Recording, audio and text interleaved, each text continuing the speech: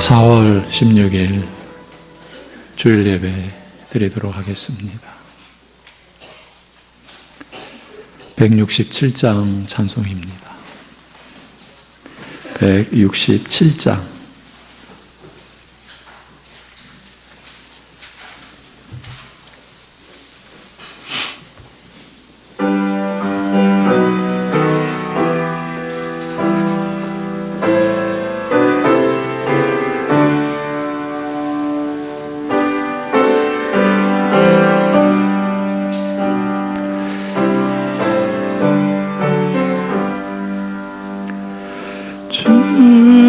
즐겁도다 이날 세세의 알마 사망 권세 깨고 하늘이 열려 죽은 자가 다시 살아나와서 생명의 주 예수 찬송하도다. 즐겁도다 이날 세세의 알마 사망 권세 깨고 승리하셨네.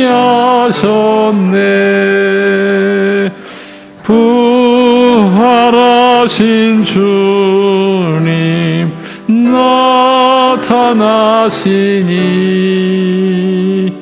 천지 만물 모두 새 옷 입었네. 꽃은 만발하고 잎이 우거져 승리하신 주를 찬송하도다.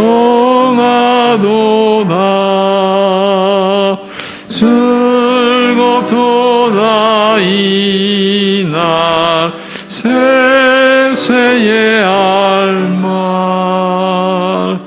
사망 권세 깨고 승리하셨네. 생명의 주 예수 죽음 이기고 무덤 문을 열고 살아나셨네. 주의 말씀대로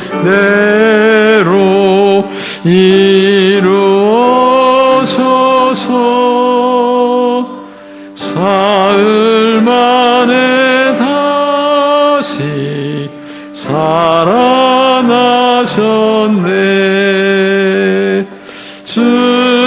즐겁도다 이날 세세의 알말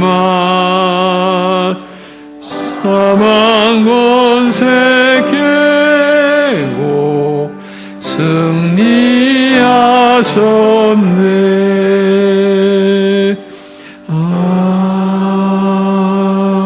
아멘. 이제 사도신경으로 하나님 아버지 앞에서 우리의 신앙 고백을 드리겠습니다. 전능하사 천지를 만드신 하나님 아버지를 내가 믿사오며 그 외아들 우리 주 예수 그리스도를 믿사오니 이는 성령으로 잉태하사 동정녀 마리아에게 나시고 본디오 빌라도에게 고난을 받으사 십자가에 못 박혀 죽으시고 장사한 지 사흘 만에 죽은 자 가운데서 다시 살아나시며 하늘에 오르사 전능하신 하나님 우편에 앉아 계시다가 저리로서 산자와 죽은 자를 심판하러 오시리라. 성령을 믿사오며 거룩한 공회와 성도가 서로 교통하는 것과 죄를 사하여 주시는 것과 몸이 다시 사는 것과 영원히 사는 것을 믿사옵나이다. 아멘.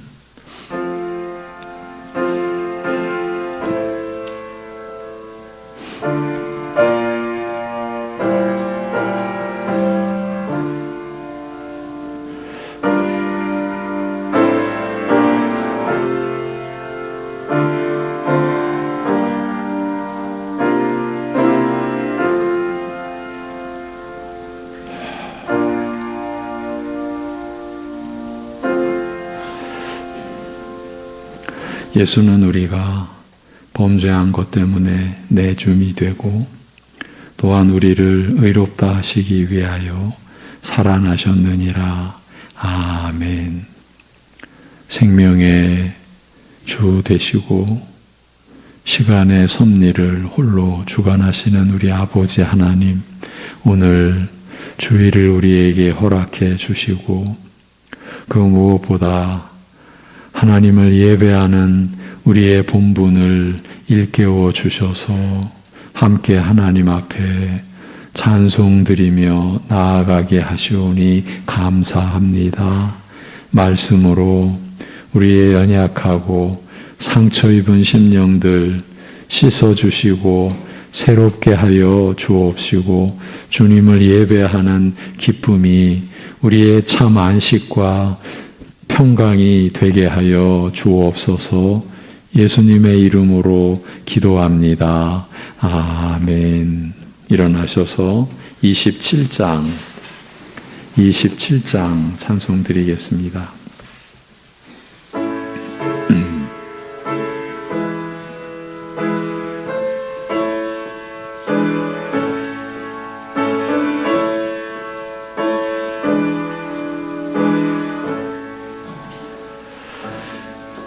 빛나고 높은 보좌와 그 위에 앉으신 주 예수 얼굴 영광이 해같이 빛나네. 해같이 빛나네. 지극히 높은 위엄과 한없는 자비를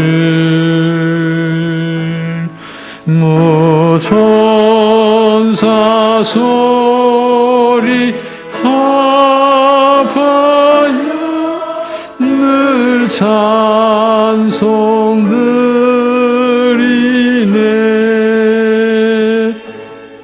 늘 찬송드리네.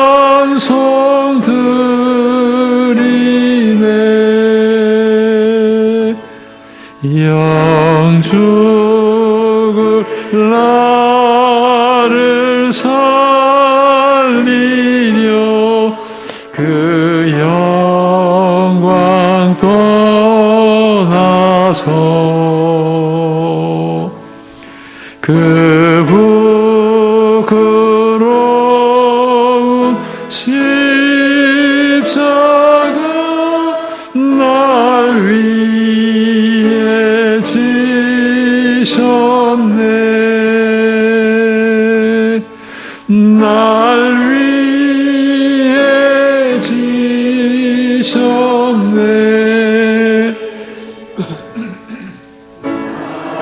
이제 생명이 있음은 주님의 은혜요. 사망 권세 이기니 큰 기쁨 넘치네.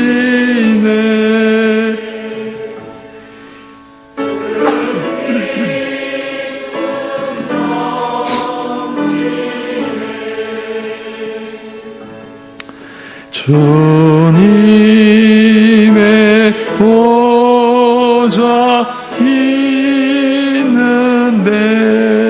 전한 몸 이르러 그 영광 몸소 태울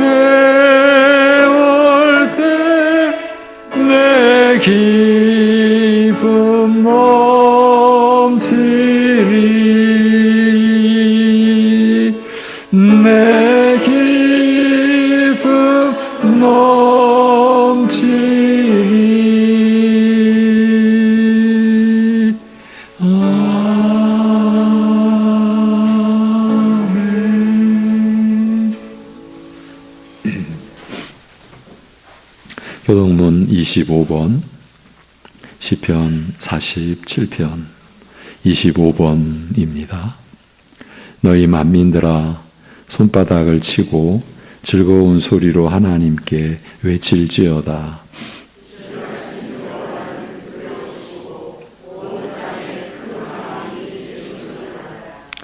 여호와께서 만민을 우리에게, 나라들을 우리 발 아래에 복종하게 하시며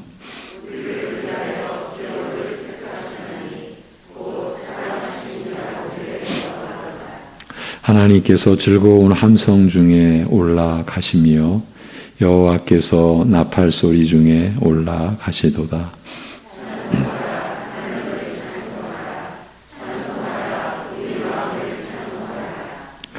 하나님은 온 땅의 왕이심이라.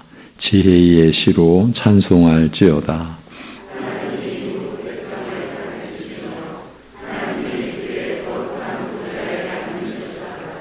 문나라의 고관들이 모임이여 아브라함의 하나님의 백성이 되도다. 세상의 모든 방패는 하나님의 것이며 그는 높음을 받으시리로다. 아멘.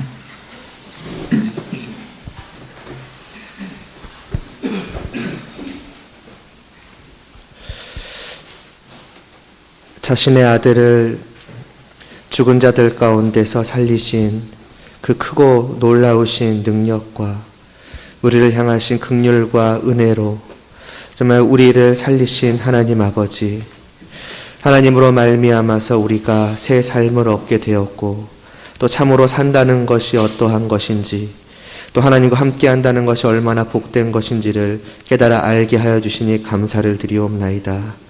그 은혜로 말미암아서 새 생명을 한 주간도 정말 마음껏 누려왔던 저희들이 이를 주신 하나님을 정말 감사하고 또 감격하고 또 사랑하는 마음으로 정말 그 마음을 정말 하나님께 정말 바치지 않고서는 견뎌할 수 없기에 또 이렇게 모여서 예배를 드리오니 주님, 저희들의 이 진실된 하나님을 향한 마음을 기뻐 받아 주시옵소서.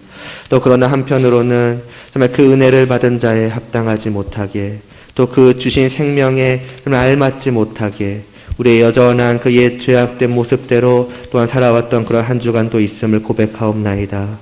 정말 주님의 긍휼히 여겨주심 없이는 또 주님의 은혜와 붙들어 주심 없이는 또 주님께서 일으켜 주심 없이는 정말 단 한순간도 정말 살아갈 수 없는 저희들임을 깨닫지 않을 수 없사오니 주님, 이러한 저희들을 긍휼히 여겨 주시옵시고 은혜 베풀어 주시옵시고 오직 주님의 백성으로서 정말 하나님의 자녀로서 더욱더 온전히 하나님을 향하여 살아갈 수 있도록 은혜를 베풀어 주시옵소서.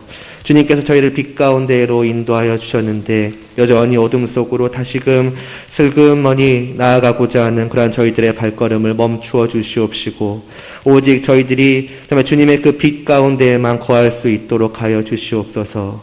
이를 위하여서 이 시간도 저희들에게 진리의 빛을 비추어 주시옵소서. 어둠 가운데 있는 것 같은 저희들의 그 마음 속에 주님의 그 진리의 빛이 환하게 비추이게 하여 주시옵시고, 그래서 저희 안에 그 어떠한 어두움도 남아있지 않고 오직 그 빛남만이 가득할 수 있도록 은혜를 베풀어 주시옵소서. 그 말씀을 저희 가운데 새겨 주시옵시고, 그 말씀을 저희들이 하나도 남김없이 다 받아 먹을 수 있도록 하여 주시옵소서. 참으로 하나님의 그 진리의 말씀을 간절히 사모하는 마음을 주시옵소서. 그 말씀이 없이 어찌 저희가 단 하루라도 살아갈 수 있겠습니까? 정말 이 세상 속에서, 이 죄악된 세상 속에서 정말 하나님의 말씀을 붙들고 살아가고자 정말 애써왔고, 그로 인해 때로는 상처 입고 정말 지치고 정말 쓰러지기까지 하는 그러한 경험 속에서 더욱더 말씀에 대한 갈망만이 저희 안에 가득하게 하여 주시옵시고, 바로 그러한 마음으로 이 시간 주어지는 그 모든 말씀을 단 한마디도 놓치지 않고 저희가 듣고 믿음으로 받아들일 수 있도록 하여 주시옵시고, 오직 그 말씀이 정말 저희들에게 살아갈 수 있는 힘을 주게 하여 주시옵시고, 그래야 그 말씀이 인도하는 대로만 저희들이 따라 살아감으로써 하나님 아버지, 또한 한 주간을 정말 주님의 빛 가운데에서 오직 주님 안에서 살아갈 수 있도록 하여 주시고, 그러한 모든 저희들의 삶의 예배를 통하여서 주님만이 홀로 영광을 받아 주시옵소서. 예수님의 이름으로 기도드리옵나이다. 아멘.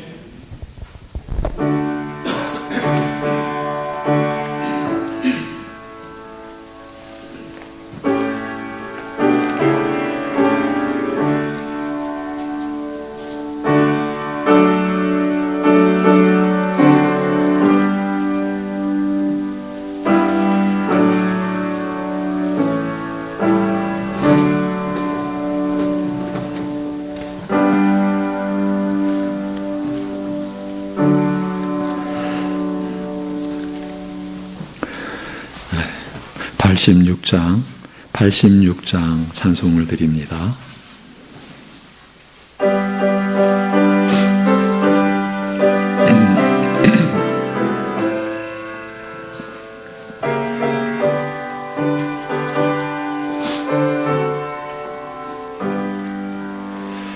내가 누르지 않은 예수, 나의 상처 입은 심령을 불쌍하게 여기사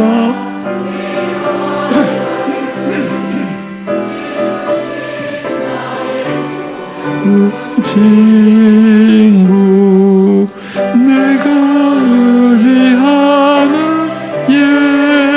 예수, 나의 사모하는 친구, 나의 기도 들으사 응답하여 주시니, 미쁘신 나의 좋은 친구,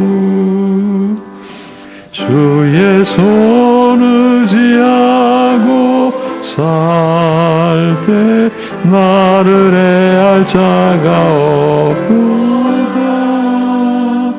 주님 나의 마음을 크게 위로하시니, 미쁘신 나의 좋은 친구, 내가 의지하는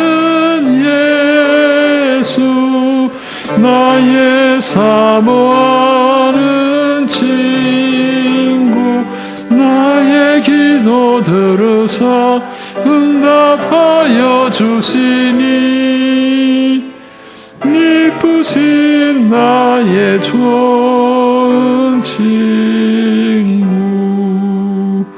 내가 요단강 건너가며 마음이 두려워서 떨 때에 주가 인도하시니 어찌 두려워하랴.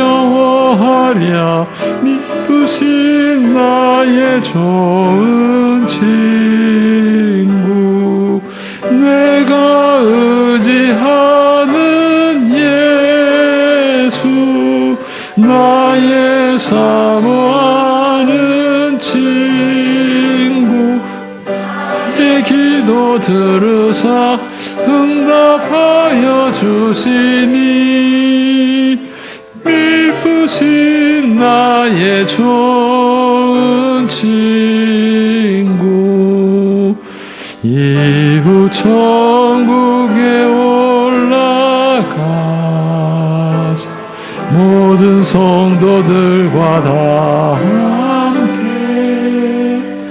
우리들을 구하신 주를 찬양하리라 부신 나의 좋은 친구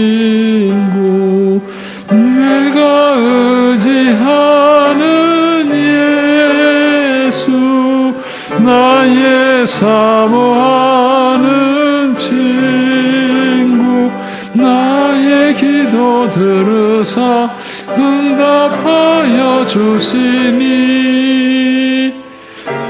부신 나의 좋은 친구.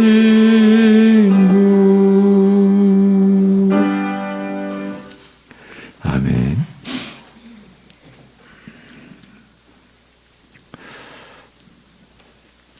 우리 안에는 없었던 생명의 길, 곧 그 영생의 길을 아들의 몸을 찢어서 그 피 흘리게 하사 열어주시고 친히 우리로 하여금 그 영생의 길을 오갈 수 있도록 지켜주시는 하나님 아버지,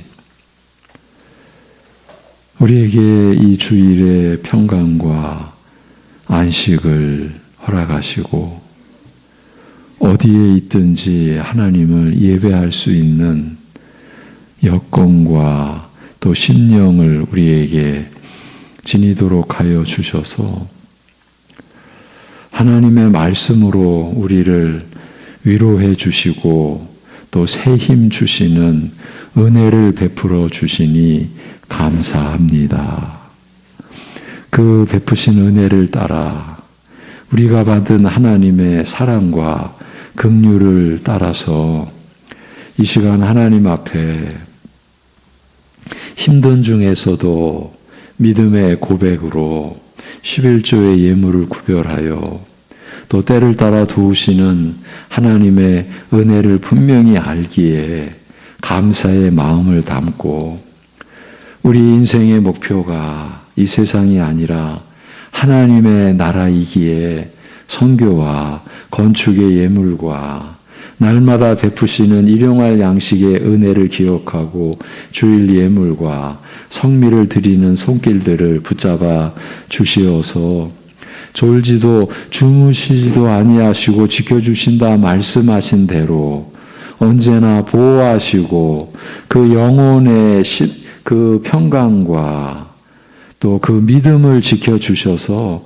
주님을 따르는 하루하루의 삶을 살아가게 하여 주시옵소서. 죄악을 분별케 하옵시고 외부가 아니라 우리 내부에서 꿈틀거리고 있는 죄악의 요소도 하나님의 말씀에 거울에 비추어 보여지도록 하시고 그리하여 하나님 앞에 자복하고 회개하고 주님의 은혜 안에서 성령의 정결케 하시는 은혜를 날마다 입음으로 인하여서 세상의 사람이 아니라 하나님의 사람이요 하나님의 자녀로 성결함을 입어가는 하나님의 백성으로 날마다 세워져가는 하루하루를 경험케 하여 주시옵소서.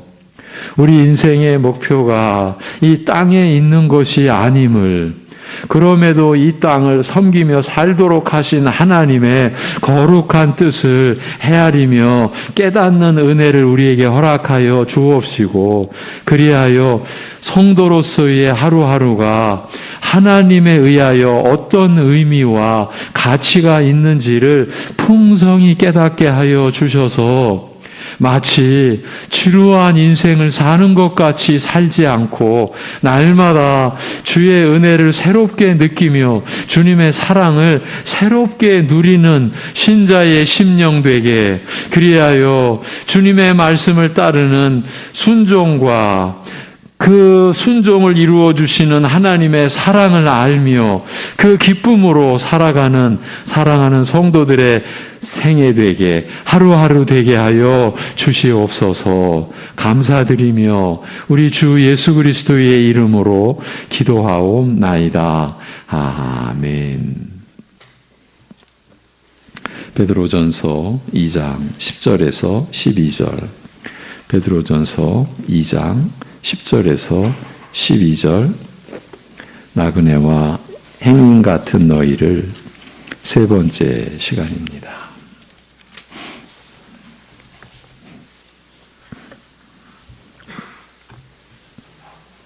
10절에서 12절입니다.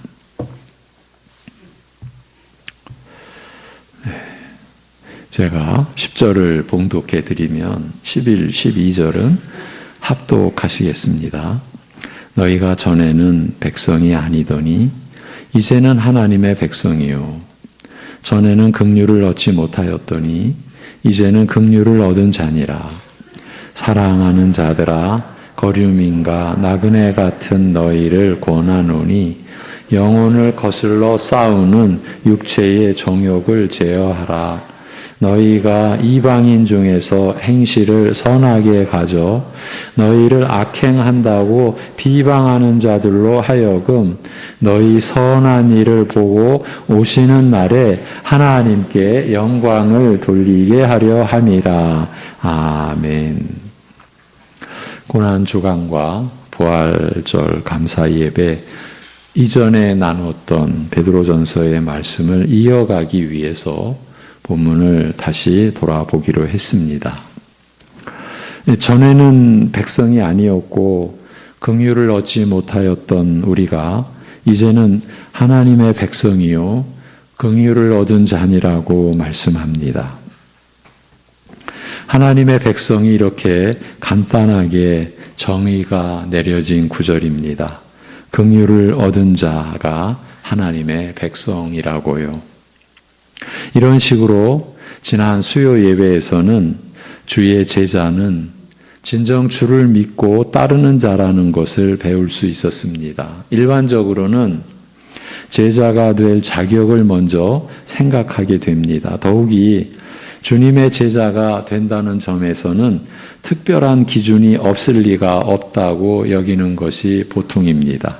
그렇지만 성경은 제자로서의 요건, 곧 자격 조건을 별도로 제시하고 있지 않습니다. 주의 제자는 오직 진정으로 주를 믿고 날마다 자기를 부인하고 주를 따르는 자라는 것입니다. 이처럼 본문 말씀에서는 하나님의 백성이 되는 데에 있어서 별도의 자격 조건을 제시하고 그 요건을 갖춤으로써 하나님의 백성이 될 수 있는 것이 아니라 하나님의 백성은 오직 하나님의 긍휼을 얻은 자라는 사실만을 밝히고 있습니다. 하나님의 백성은 우리 스스로 될 수 있는 것이 아니라 오직 하나님께서 긍휼을 베푸심으로써만이 될 수 있는 것입니다.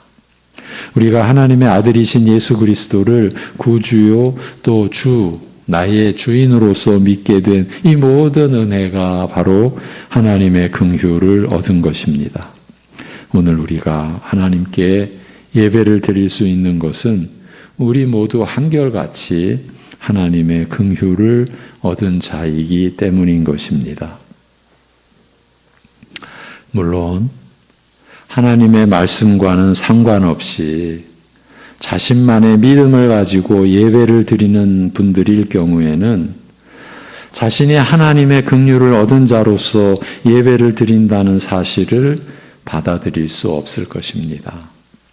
자신의 믿음으로 자신의 판단에 따라서 예배를 드리는 것이라고 여기기 때문입니다. 그러니까 예배를 드리는 자신만의 이유나 근거를 가지고 있는 분이 있을 수 있다는 것입니다. 이런 점에서 지난주 부활절 감사 예배에서 드린 말씀이 특별하다고 할 수 있습니다. 자신의 믿음을 성경 말씀과 관련시키는 것을 거북스럽게 여기거나 가급적 깊이 하려는 분들은 특히 유의해서 지난주 말씀을 되새기실 필요가 있습니다. 마리아로부터 천사의 말을 전해 듣고 직접 빈 무덤을 눈으로 확인하고서도 믿지 못하는 베드로와 요한을 두고서 그저 이상하다라고 하면서 기이하게 여길 뿐 믿지 못하고 집으로 돌아가는 그들을 두고서 이것은 그리스도께서 반드시 부활하시리라고 한 성경을 깨닫지 못하였기 때문이라고 밝힌 요한의 말이 참으로 의미심장하다고 했습니다.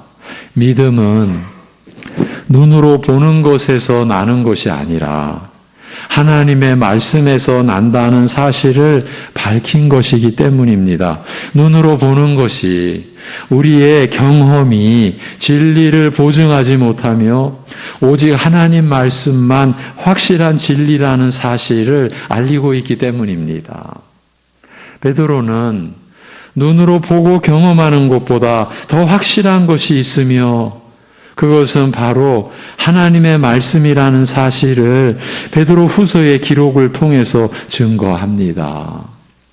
우리가 직접 보고 들은 것보다 더 확실한 증거가 있으며 이제 이 내용은 소위 변화산상이라고 우리가 일컫는 그 산에서 예수님이 이 세상의 그 색깔과 빛과는 다른 그런 하나님의 영광의 실체가 드러나고 모세와 엘리야와 함께 대화하시는 그 장면을 직접 보고 또 하늘로부터 이는 내 사랑하는 아들이라는 그 음성을 들었지 않습니까?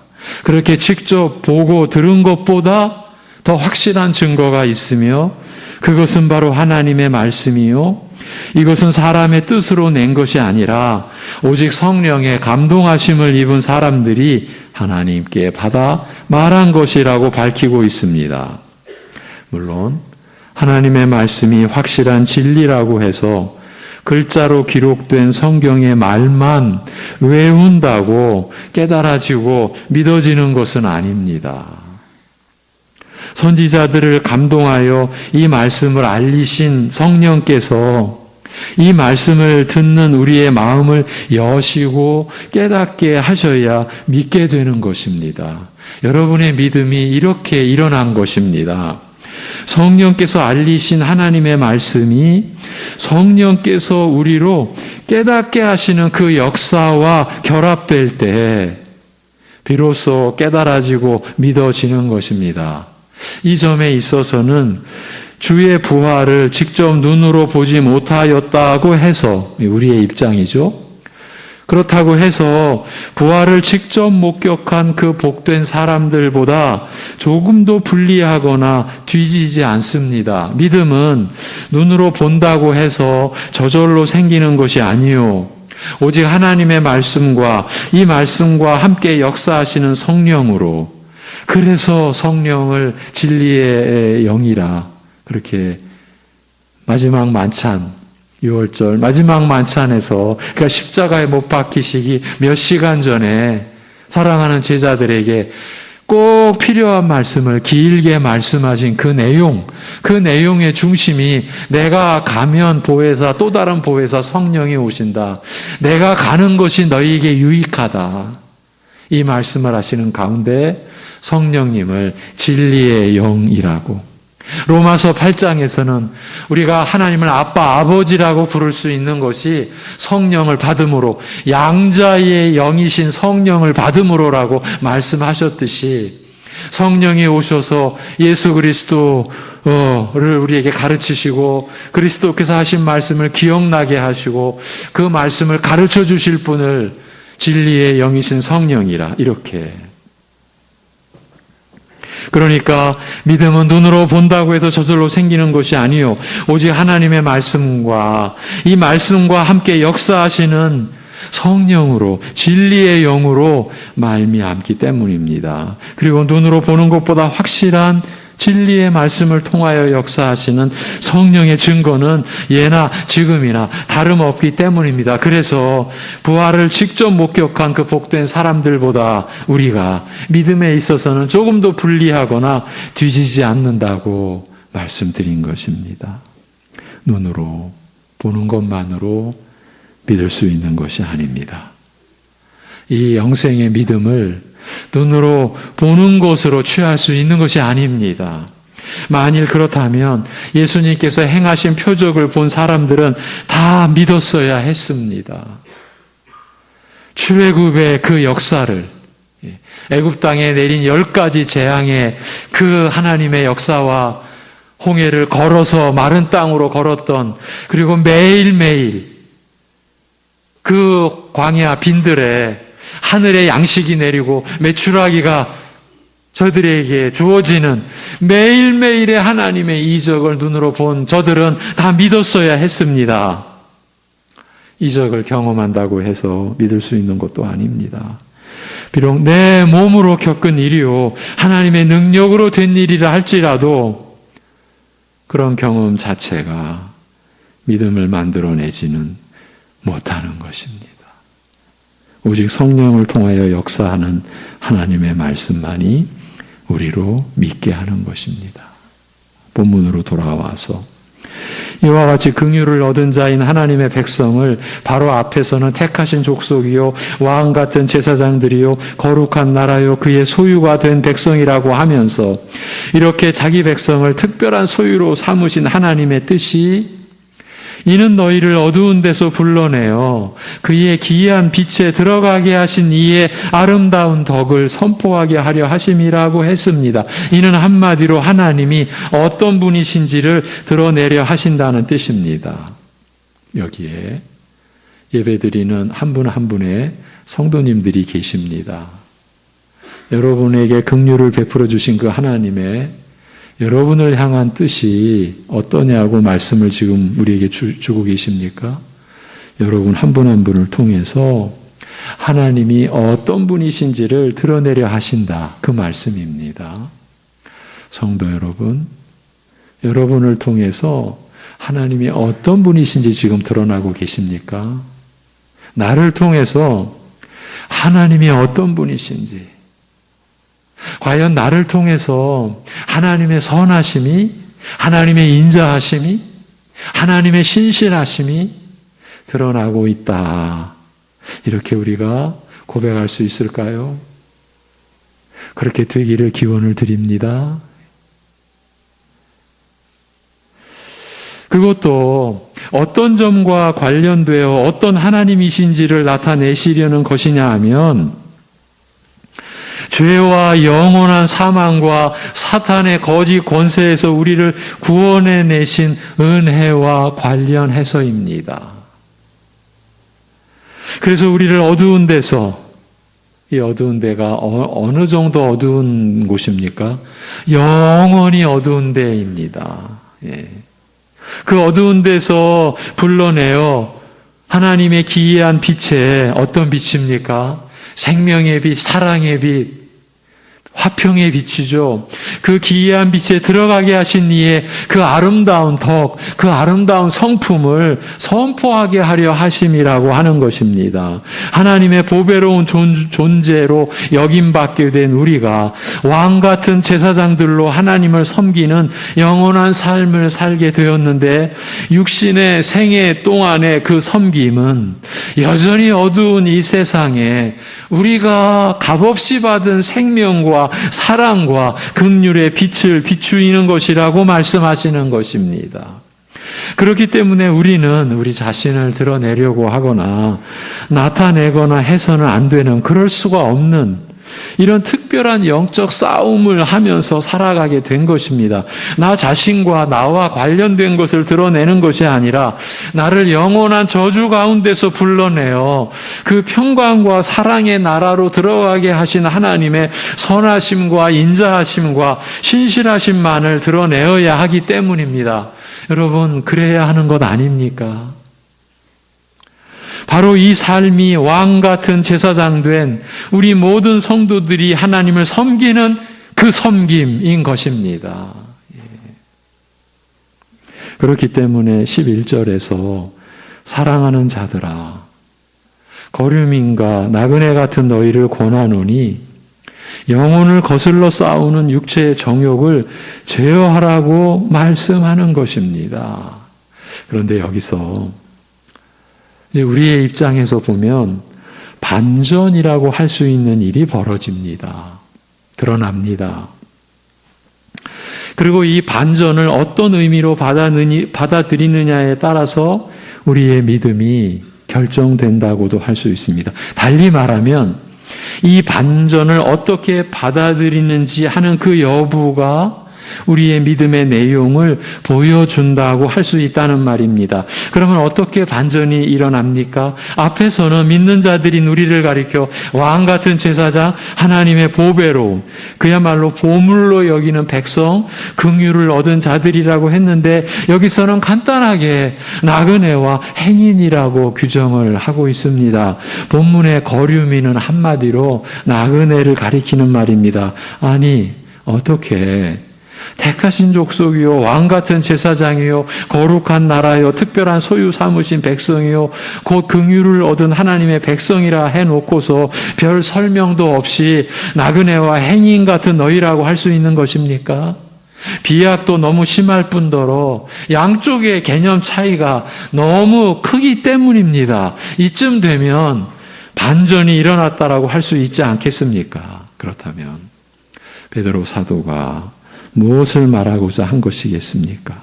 우리가 그리스도의 부활로 말미암아 중생의 은혜를 입은 자라 했고 1장이었죠. 베드로전서. 이어서 새 생명으로 거듭난 우리의 생애는 더럽혀지지 않은 순전한 말씀으로 그 말씀의 양식을 취해서 자라가는 것이라고 하면서 보배로운 산돌이신 예수님께 끊임없이 나아가서 우리도 산돌같이 하나님이 거하실 신령한 집으로 세워지면서 거룩한 제사장으로 하나님을 섬기는 삶을 사는 것이라고 했는데 결국에는 나그네와 행인 같은 너희를 권한다고 하는 것 아닙니까? 우리가 나그네와 행인 같아서 권하지 않을 수가 없다는 그 말인 것입니다. 그러니까 사도의 권면은 이 땅, 이 세상은 우리가 거할 곳이 아니라는 그 뜻입니다.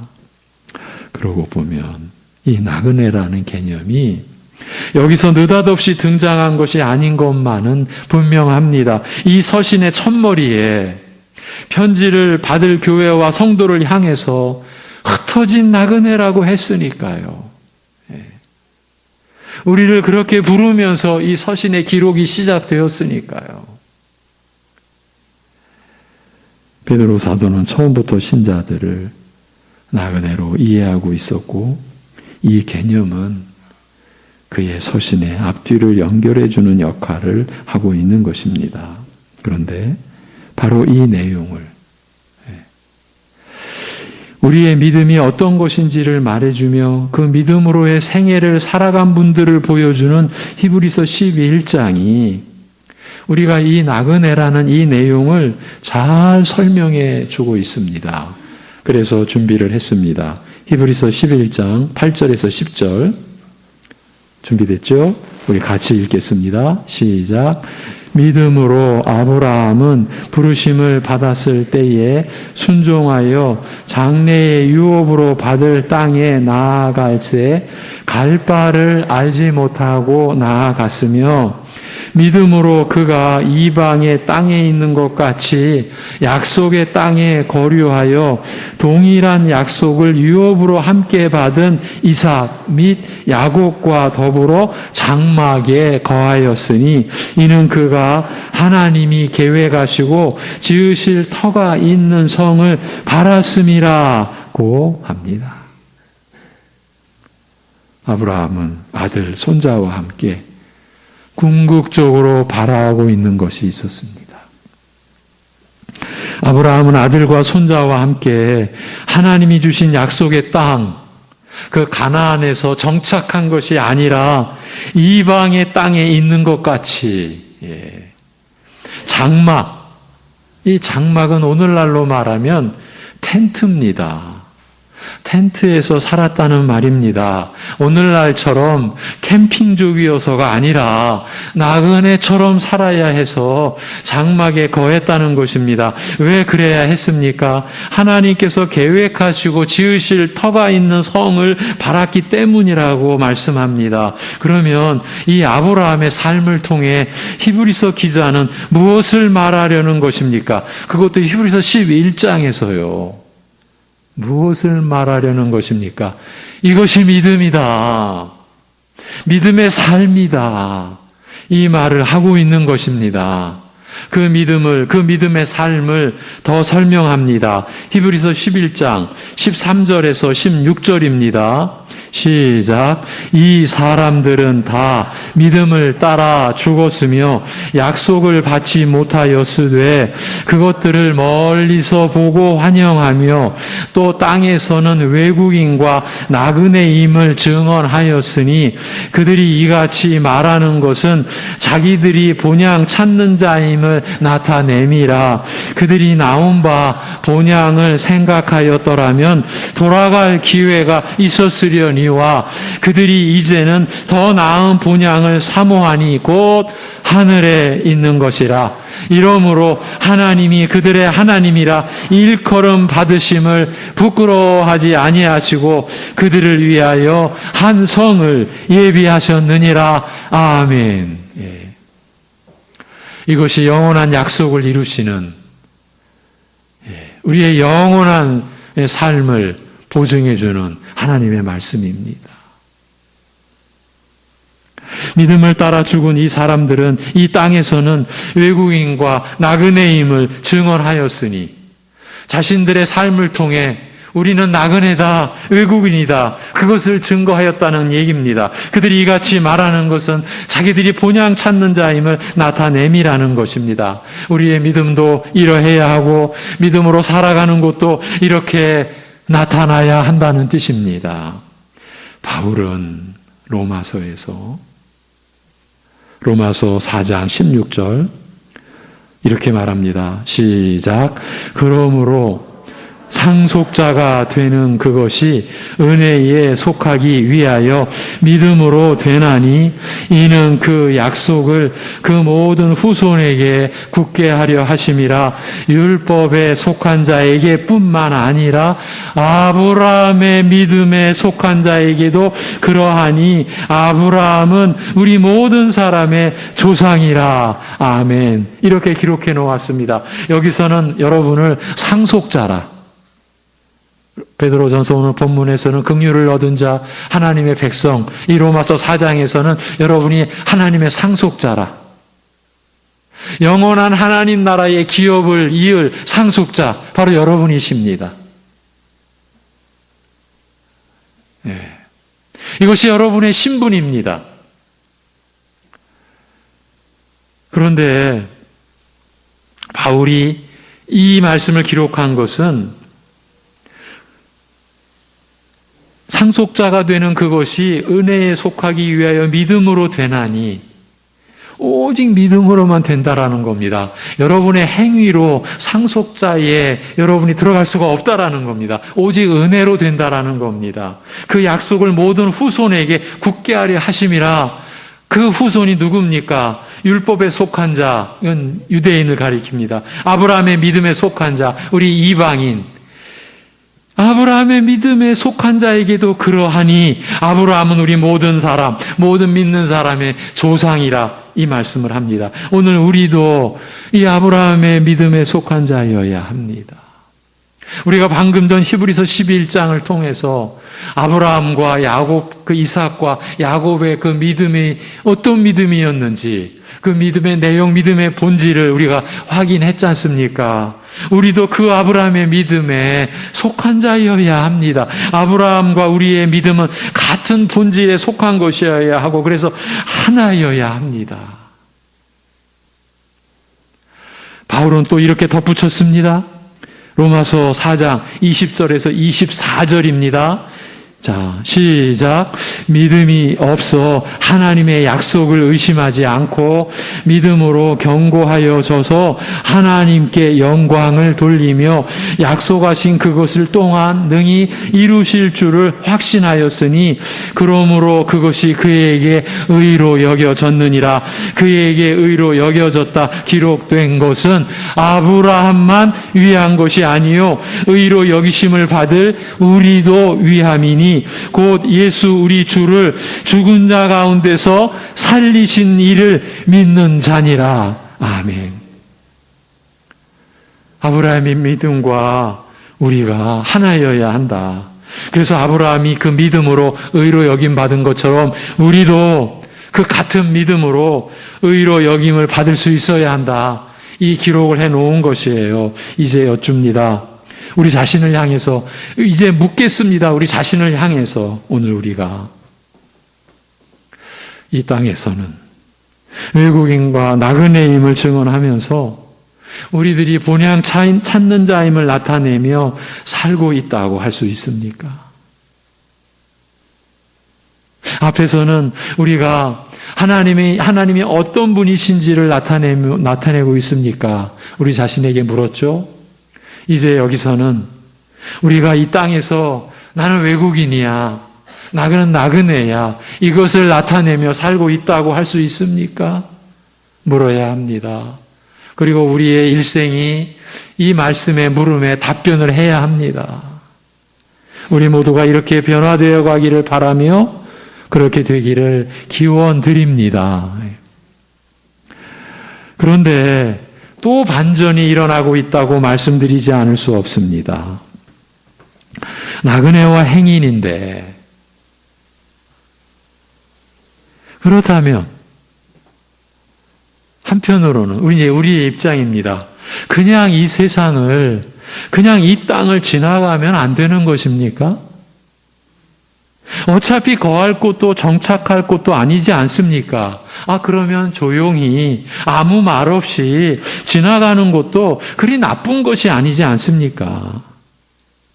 그렇지만 본문 말씀이 이런 생각을 뒤집어 놓으니까 또 반전이라고 말씀드린 것입니다. 사랑하는 자들아, 거류민과 나그네 같은 너희를 권하노니 영혼을 거슬러 싸우는 육체의 정욕을 제어하라고 하면서 왜 그 선한 싸움을 싸워야 하느냐 하면 너희가 이방인 중에서 행실을 선하게 가져 너희를 악행한다라고 비방하는 자들, 이제 선하게 사는데 악행한다고 비방하는 자들로 하여금 너희 선한 일을 보고 오시는 날에,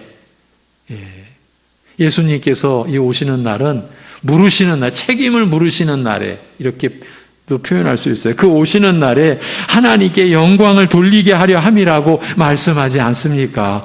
영혼을 거슬러 싸우는 육체의 정욕을 멀리하라고 하면서 그리하여야 할 분명한 이유와 목표를 제시해 주신 말씀입니다. 쉽게 표현해 보자면 나그네와 행인이라고 제 멋대로 살 수가 없게 되어 있다는 말입니다. 그래서 앞에서 나그네라고 하시면 그냥 이 세상 조용히 아무 말 없이 그저 그냥 지나가면 안 됩니까? 이런 생각을 한번 제가 말씀드려 본 거예요. 그러나 그럴 수 없다. 오늘 본문 그렇게 말씀하지 않습니까? 여기서 우리 교회 성도 한 분의 고백을 들려드리겠습니다. 이분의 고백을 나누고 이것을 한번 공개할 수 있을까? 해야 되겠다. 어려운 결정을 내리고 그분께 양해를 구했는데 기꺼이 응해 주셨습니다. 사실은 나그네와 행인 같은 너희를 이라는 제목으로 오늘 이 세 번째 시간을 갖게 된 동기가 된 내용이기도 한데 요즘 우리가 나누고 있는 말씀과 관련해서 중요한 내용이 그야말로 한 성도분의, 우리 교회 성도이십니다. 그분의 실제적인 그 내용이 담겨 있다고 제가 보았습니다. 그리고 조심스럽지만 우리 교회 안에 적지 않은 분들과도 관련된 내용이라고 보았고요. 그분이 들려주신 내용을 대략 전해드리면 이렇습니다. 가급적 그대로 제가 옮겨드리려고 했습니다. 이제 그분의 이제 입장에서 제가 말씀을 드립니다. 교회에서 열심히 봉사하고 섬기면 믿음이 생기고 자라나는 줄로 알았습니다.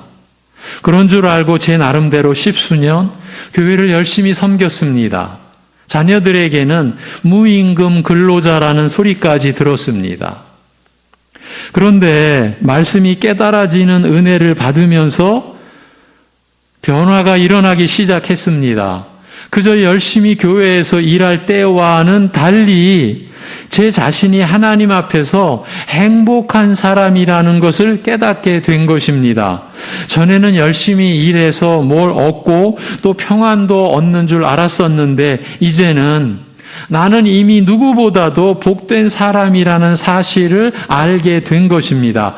그런데 그리고 나서 또 일어난 변화는 제 자신이 참 불행한 사람이라는 사실도 깨닫게 되었습니다. 제가 사실은 이 대목에서 적지 않은 좀 제 마음에 요동이 일어났고 제가 그분의 고백을 주목하게 된 겁니다. 자신이 행복한 사람이라고 깨달았는데 말씀을 통해서 그리고 또 자신이 누구보다도 불행한 사람이라는 사실도 깨닫게 되었다는 것입니다. 그것은 다른 이유 때문이 아니라 말씀대로 살지 못하는 제 자신을 알게 되었기 때문입니다. 누구보다도 행복한 사람인데 누구보다도 불행한 사람이라는 것을 알게 된 것이지요. 그분의 음성입니다. 그러자 심적으로는 말씀을 깨닫기 전이 더 편했다는 생각까지 하게 되었습니다. 신앙생활이 그때가 더 편했고 더 쉬웠다는 생각이 드니까 고민이 되더라고요.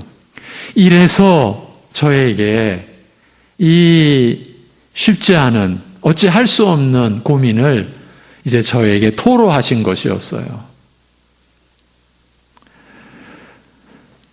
그분으로부터 이런 고백을 듣고 제가 그러면 이전으로 되돌아가시겠습니까? 이렇게 여쭙기도 했고, 근데 다른 한편으로는 그게 신앙생활 아니겠습니까? 그러니까 전에는 그저 편했다고 하셨죠? 열심히 하면 됐으니까. 근데 이제는 갈등이 일어나고 불편해지고 힘들다고 했죠? 제가 그게 신앙생활 아니겠습니까? 이렇게도 말씀드렸습니다. 이제부터는 이 대화를 통해서 모든 성도 여러분과 나누고자 하는 내용입니다. 그 성도분의 경우를 놓고 보면 전에는 말씀보다는 자신의 봉사와 섬김이 신앙생활의 중심이 되었었지만 그 성도분의 경우입니다. 그리고 이것도 제가 나중에 확인을 받았습니다. 제가 이렇게 해석을 했는데 이 점에서 동의하시냐고. 그 성도님이 그렇습니다. 그 내용입니다. 그러니까 전에는 말씀보다는 자신의 그냥 열심, 그것이 신앙생활의 중심이 되었었지만 이제는 우선적으로 믿음 자체가 말씀에서 온 것인지 말씀에 근거한 것인지를 확인하게 된 바로 이 점을 여러분과 나누려는 것이에요. 그러니까 전에는 자신이 힘을 다해 교회를 섬기면 믿음이 생기고 자라나는 줄 알았고 알았다가 이제는 말씀을 통해 성령께서 갖게 해주시는 믿음을 구하게 된 것이에요.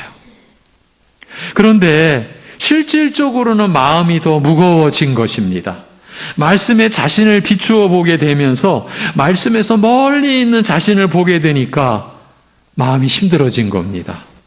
그러니 말씀과는 별 상관이 없이 자신의 열심이면 하나님께 충성한다고 여겼던 때가 더 편했다는 생각이 일어날 수밖에 없었던 것입니다. 오늘 본문을 연결시켜 보면 전에는 영혼을 거슬러 싸우는 육체의 정욕을 제어하라는 말씀과 별 상관 않고도 신앙생활을 열심히 할 수 있었다는 것입니다. 마음에 큰 불편함이 없이도 말입니다. 그 앞서는 나그네와 행인 같은 너희라는 말씀도 별 상관이 없었습니다. 기본적으로 말씀이 믿음과 그 삶의 중심이 아니었으니까 얼마든지 그냥 비켜갈 수 있었던 것인지요. 그래서 우리를 나그네라고도 하는구나. 이 정도였지 않았을까요? 네. 항상 관건은 내가 열심히 하느냐 아니냐에 있으니까 열쇠는 나에게 있었고, 여러분 이 얘기를 심각하게 들으셔야 됩니다. 열쇠가 나에게 있었던 거예요.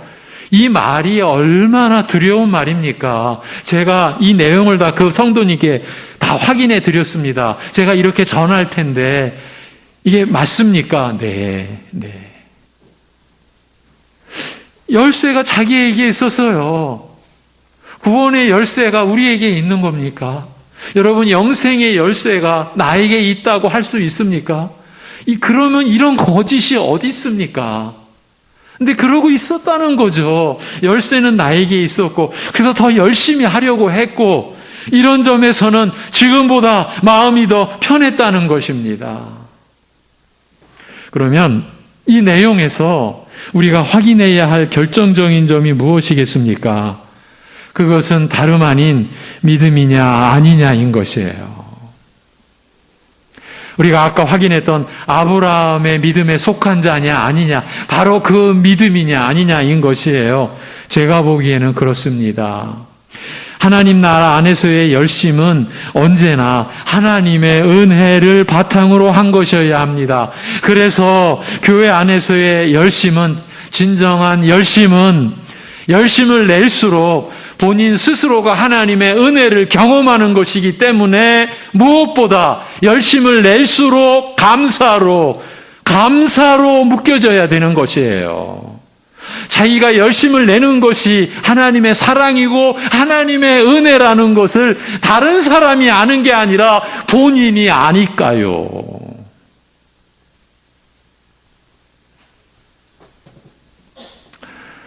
이것이 믿음으로 말미암는 순종이요 사랑으로 인한 열심이 아니겠습니까? 그런데 자신의 열심으로 은혜를 받겠다는 시기였으니 말씀과는 정반대의 입장에 서 있었던 것이요. 그러니 이 믿음을 말씀을 통해 성령께서 역사하시는 믿음이라고 할 수 있겠습니까?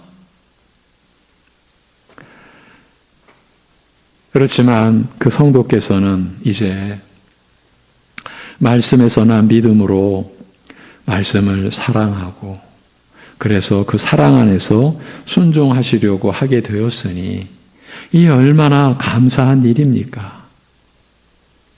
물론 그렇기 때문에 영혼을 거슬러 싸우는 육체의 정욕을 멀리하라는 말씀 앞에서 이전보다 더 힘들고 마음속으로는 더 상처를 입을 수도 있습니다.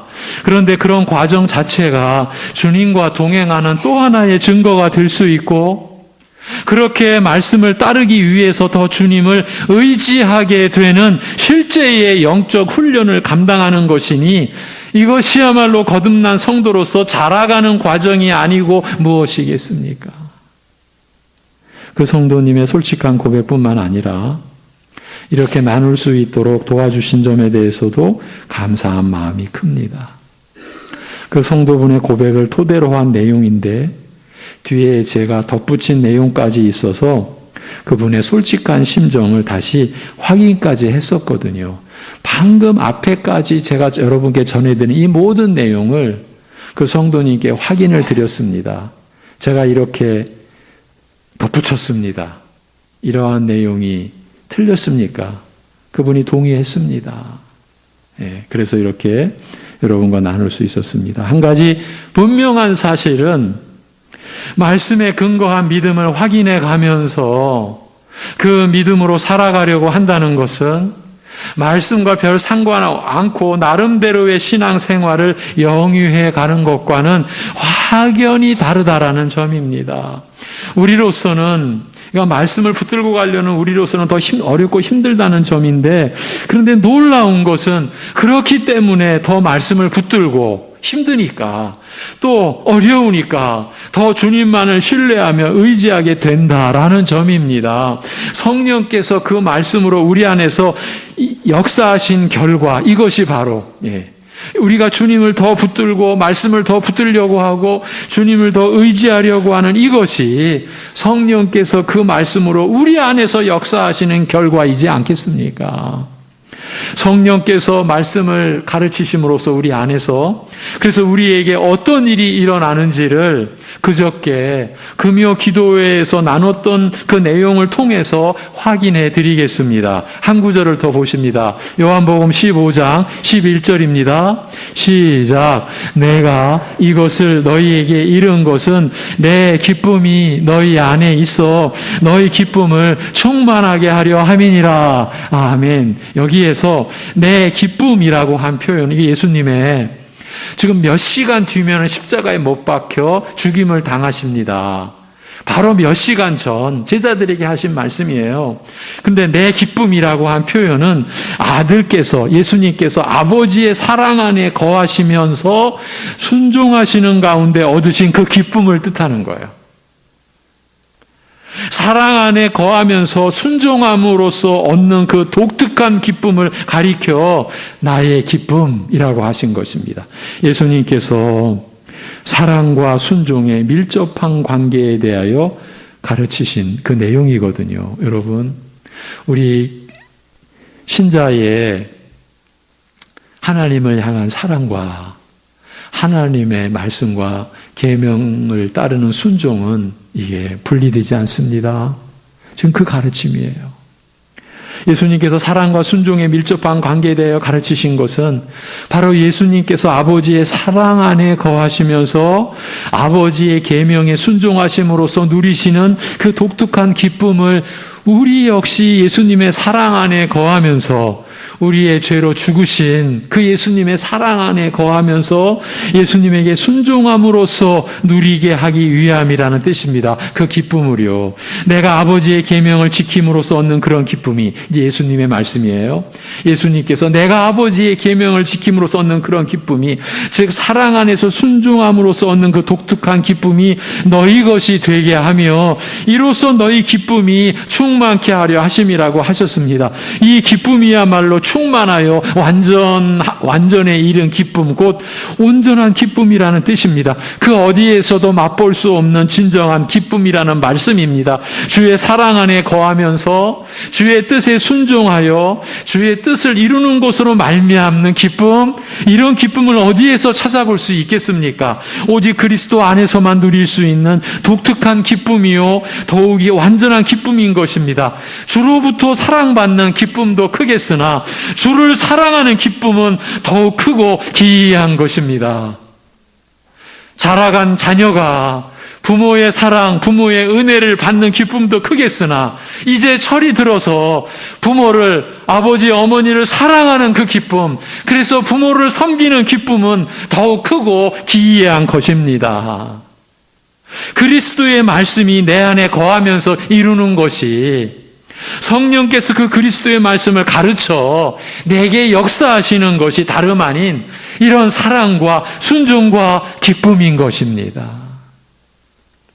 사랑은 순종으로 나타나며 온전한 기쁨으로 이어지는 것입니다. 우리 믿는 자들이, 여러분들이 이런 사랑과 순종과 기쁨을 누리며 살아가셔야 하는 것 아니겠습니까?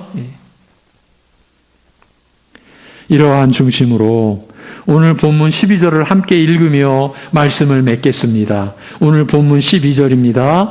시작. 너희가 이방인 중에서 행실을 선하게 가져 너희를 악행한다고 비방하는 자들로 하여금 너희 선한 일을 보고 오시는 날에 하나님께 영광을 돌리게 하려 함이라. 아멘. 기도드리겠습니다. 하나님 아버지, 하나님의 말씀을, 기록된 성경의 말씀을 우리 송내중앙교회 안에 이렇게 허락하여 주심을 감사합니다. 성령께서 이 말씀으로 사랑하는 성도들의 심령 속에서 역사하셔서 이 말씀의 진리가 듣도록, 이해되도록, 믿어지도록 풀어지게 하여 주시옵소서. 이 말씀의 열매가 사랑하는 하나님께서 그렇게 사랑하는 우리 성도들의 삶에서 열매로 나타나게 하여 주시옵소서. 우리 성도들의 삶이 세상에서 그저 하루하루 사는 게 아니라 영원한 하나님 나라에 속한 하나님의 상속자, 하나님의 보배로운 백성으로서 그래서 날마다 가치가 있고 뜻이 있고 의미가 있는 하루하루를 믿음으로 살아가게 하여 주시옵소서. 이 땅에 안착하기 위하여, 이 세상에 정착하기 위하여 살아가는 것이 아니라 이 세상은 받을 수 없는 그리스도를 믿는 믿음으로 우리가 살아가니 외국인일 뿐이요 나그네일 뿐이요 행인 같은 우리 이혼이 오직 끊임없이 주님을 바라보며 그러면서도 이 세상에 우리를 사랑하신, 우리를 구원하신 하나님이 얼마나 선하신지, 얼마나 인자하신지, 얼마나 신실하신지를 우리 교회가, 우리 교회에 속한 모든 성도의 가정이, 우리 성도들 한 분 한 분이 드러내며 살아갈 수 있게 인도하여 주시옵소서. 이 모든 은혜를 베풀어 주시는 우리 하나님 아버지, 많은 어려움과 역경을 헤쳐나가고 있는 우리 지체들, 가족들이 있습니다. 우리 어르신도, 우리 성도들도, 우리 어린 자녀들도 그 아픔과 고통 속에서도 하나님의 사랑이 끊어진 것이 아니라 우리는 알 수 없는 하나님의 영원한 뜻이 그 안에 있고 그 아픔 안에 있고 그 고통 안에 있음을 믿는 믿음이 하나님의 말씀으로 성령께서 일하시는 가운데 일어나는 그 믿음으로 그 역경을 헤쳐갈 수 있는 은혜도 이 한 주간에도 허락하시고 베풀어 주시옵소서. 예수님의 이름으로 기도하옵나이다. 아멘. 224장 찬송 드리겠습니다. 224장입니다.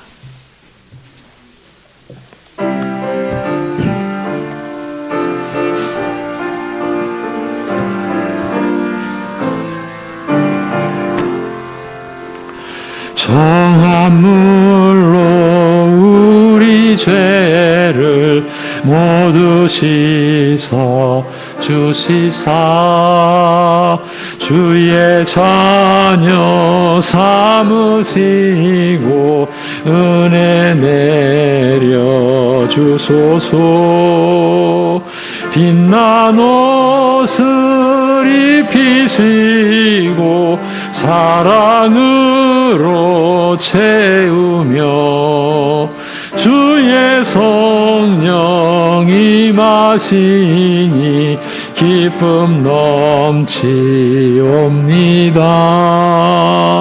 주님 앞에 나온 사람 하늘 잔치 참여해 주의 장과 생명떡을 받아 먹게 하소서. 죄와 유혹 물리치고 주와 동행하면서 하늘나라 시민 되어 승리하게 하소서.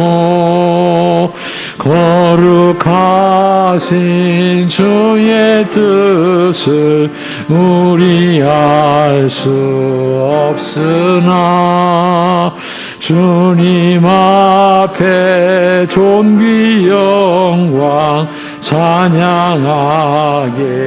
하소서. 죄를 씻고 성령 받아 주님 앞에 나오니 사랑으로 우리들을 새로 빚어 주소서. 아멘. 오늘 모처럼 만에 우리 교인 간에 인사 좀 하겠습니다. 하나님의 상속자 되신 것을 뭐라고 말해야 돼요? 축하한다고 말하면 너무 좀 경박한 것 같은데 이렇게 인사하겠습니다. 함께 하나님의 상속자가 되어 기쁘고 감사합니다. 서로 인사하시죠. 네.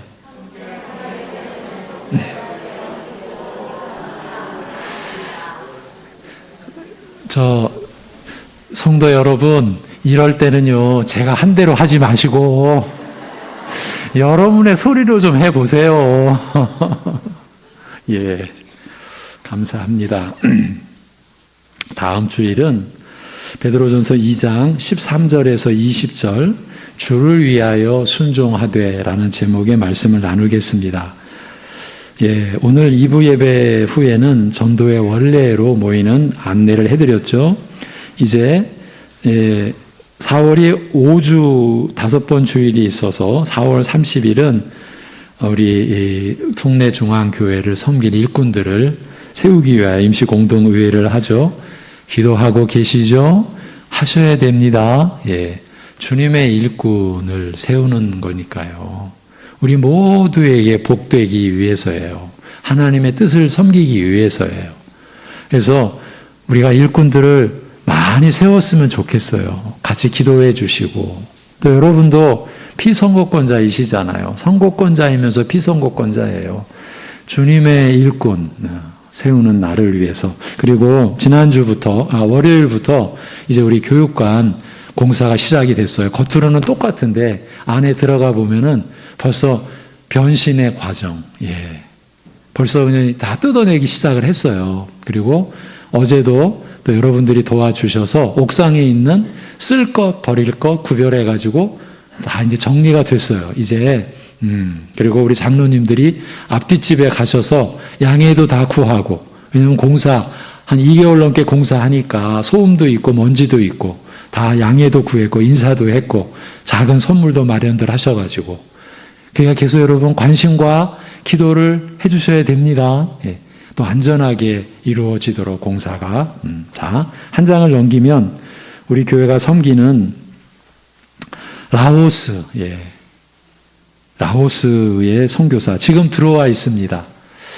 5월 첫째 주쯤에 아마 일부 예배에 와서 같이 예배드리고 인사드리고 다시 돌아갈 겁니다. 박영준 선교사 기도해 주시기 바랍니다.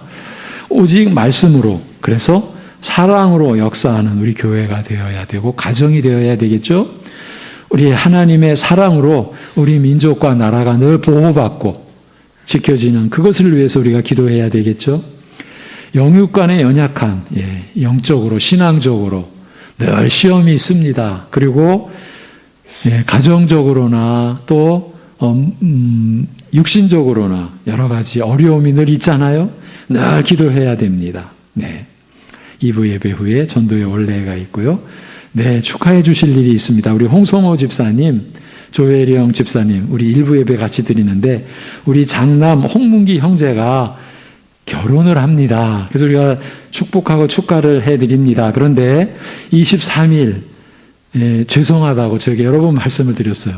불가피하게 주일 오전 11시 30분 서울 동부지방법원 3층 동백홀에서 우리 홍문기 형제가 결혼을 합니다. 그렇게 축하해 주시기를 바랍니다.